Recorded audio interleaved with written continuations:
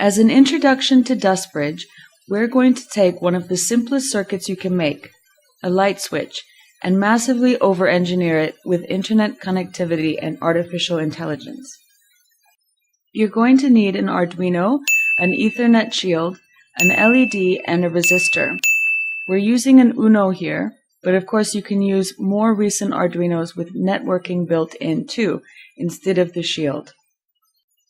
Pop the shield on the Arduino first, then connect the LED between pin 9 and ground. The longer leg is positive, so it goes into pin 9. Then create a makeshift switch with a resistor going into pin 8, which can be connected either to plus volts or ground.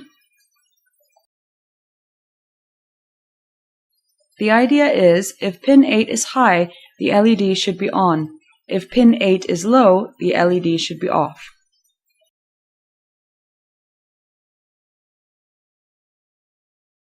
That's the hardware side done. Now let's set up the back end, which is DustBridge. Log into the web interface and create a new sensor, name it on-off switch and press save. Go to access details and note down the access key and sensor ID.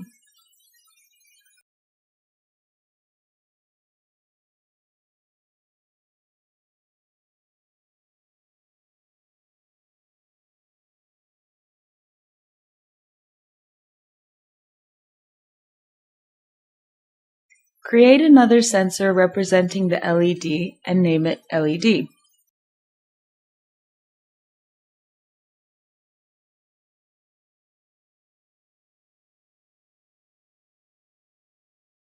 Next, create a new gadget and name it Simple Light Switch.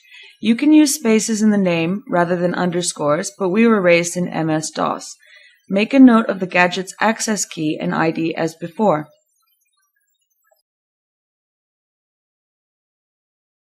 Now go into the Gadget's Connections menu and connect up the on-off switch and the LED to the gadget. Then select the LED as the gadget's output. The idea here is that we teach the gadget that when the light switch is 1, the light should be on, and when it's 0, the light should be off. So let's create a set of synthetic training data for it to learn on. We need 2 data points only. So go to on-off switch and go to the data menu. Add 2 new points for 0 and 1. Then do exactly the same for the LED sensor. Make sure you get them the same way around, so a value of 1 at the on-off switch corresponds with the 1 at the LED, and vice versa for the 0. With these 2 data points, DustBridge can learn that when the input to the gadget is 0, its output, the LED, should be 0, and when the input from the switch is 1, the gadget's output should be 1. So go back to the gadget's predictor menu and hit Train. Now if DustBridge makes a new prediction of 1, we want it to ping the Arduino to say, turn the light on, and same for 0.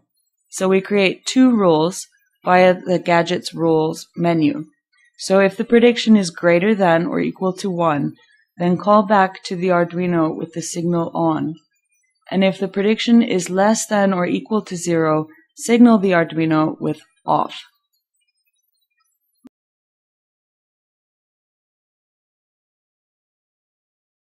In the callback box, you need to put the IP address of your Arduino. What we did is connect our Arduino to our router, then open port 8887 and forward this to the Arduino. Even better is if you sign up for a dynamic DNS service like NoIP. We did, so now the internet address dustbridge.ddns.net refers to our router even though our router IP address may change. So from the outside world, including from DustBridge's point of view, dustbridge.ddns.net:8887 is our Arduino.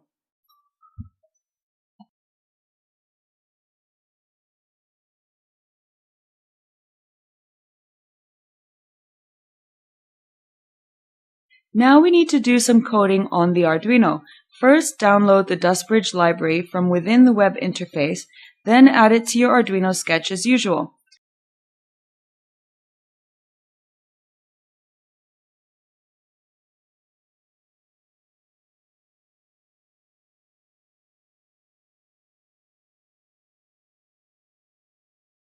The library and API are fully documented elsewhere, but let's have a quick look through the code first. We include the Dustbridge library, as well as the Ethernet functions. We create a couple of variables to represent a Dustbridge server object, and our input sensor to the gadget, which is our switch. The LED is on pin 9 and the switch is on pin 8. Set up the networking, then initialize the Dustbridge server object.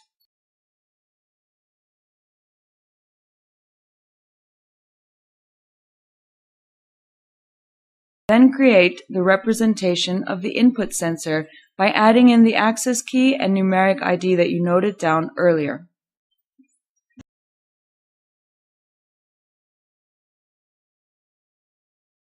Then, after a bit of debouncing, we say, if the switch goes high, Dustbridge should store 1.0 in the sensor, and if the switch goes low, Dustbridge should store 0.0 in the sensor. Then we call the serve method of the Dustbridge server object once every time we go through the main loop and respond to callbacks.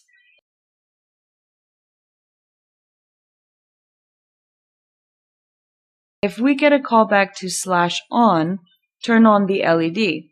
If we get a callback to /off, turn off the LED.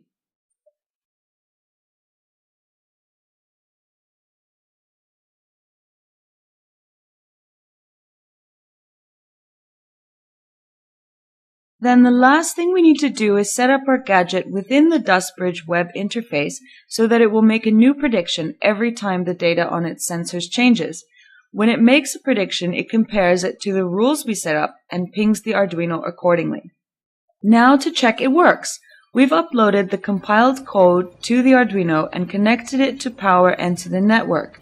So when we set the switch high, it sets the sensor high at Dustbridge, a change which triggers our gadget to make a new prediction. The prediction is that the LED should be high, or 1.0, which matches one of our rules, which causes a ping back to the Arduino, which turns on the LED. What you just saw was perhaps the simplest example of Dustbridge, teaching it a simple relationship on the most basic hardware possible. The next step is for Dustbridge to learn when you want your light on or off and control it automatically. Why not have a look at our guide on how to do this? And that's still only exploring a fraction of what Dustbridge is capable of.